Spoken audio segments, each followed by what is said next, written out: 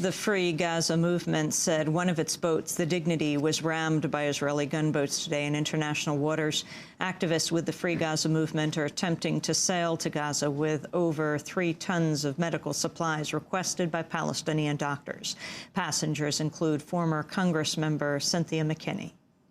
There is a need for the medical supplies that are on this boat. There is a need for international attention. And perhaps most importantly, there's a need for the people in the United States to understand that every piece of rubble that is there in that strip of land is caused by U.S. weapons.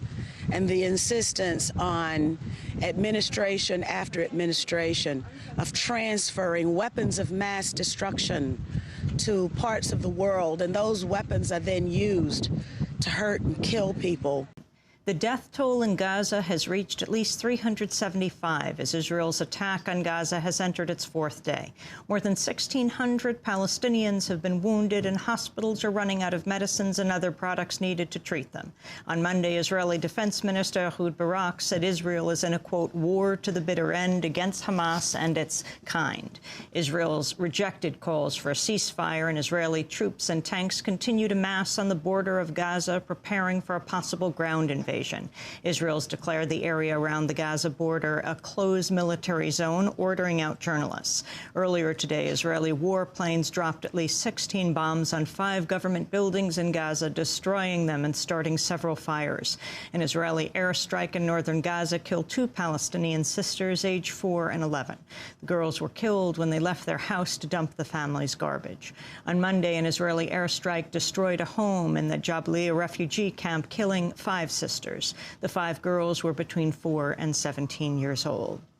In another incident, 8 Palestinian students, ages 18 to 20, were killed while waiting for a UN bus to take them home. The United Nations said at least 64 Palestinian civilians have died since Saturday.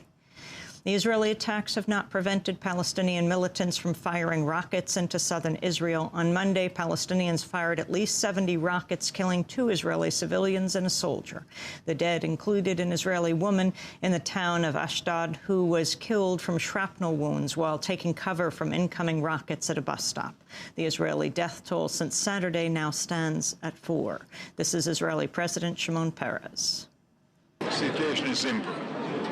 Some of the Gazian people are saying, why doesn't Israel respect the ceasefire? One may think that Israel started a fire. It didn't start a fire. It's not a symmetric fire.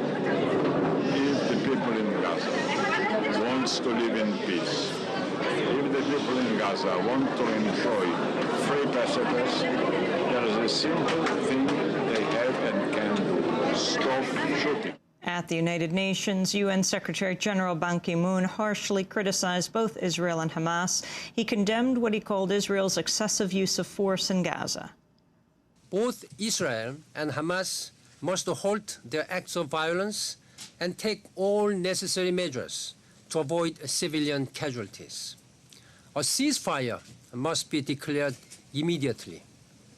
They must also curb their inflammatory rhetoric. Only then can dialogue start. On Capitol Hill, Democratic Congress member Dennis Kucinich has called on the United Nations to establish an independent inquiry of Israel's war against Gaza. In a letter to Ban Ki-moon, Kucinich wrote, quote, "The attacks on civilians represent collective punishment, which is a violation of Article 33 of the 4th Geneva Convention. The perpetrators of attacks against Israel must also be brought to justice, but Israel cannot create a war against an entire people in order to attempt to bring to justice the few who are responsible." Protests against the Israeli attack have been held across the globe. In Lebanon, tens of thousands of Hezbollah supporters rallied in Beirut to condemn Israel. In Egypt, thousands of demonstrators denounced Egyptian President Hosni Mubarak for not helping the Palestinians in Gaza.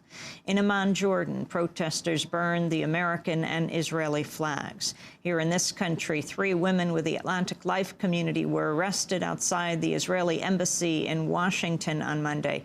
The women were arrested after they approached the gate of the embassy holding signs that said, "Peace, stop the killing," and "Stop the war on the children."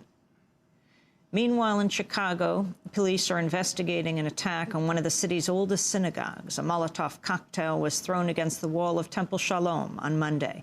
The incident caused minimal damage. No one was injured.